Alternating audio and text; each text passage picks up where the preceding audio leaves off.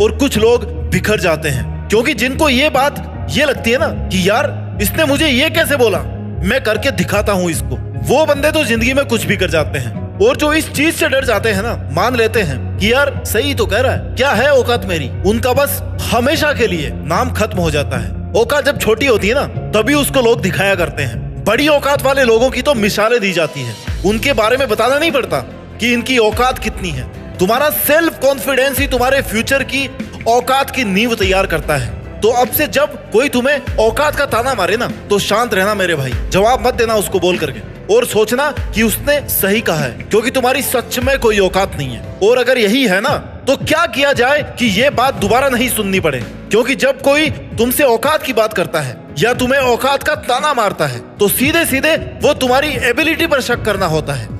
तुम क्या कर सकते हो ये उसको नहीं पता, लेकिन तुम्हें पता है कि तुम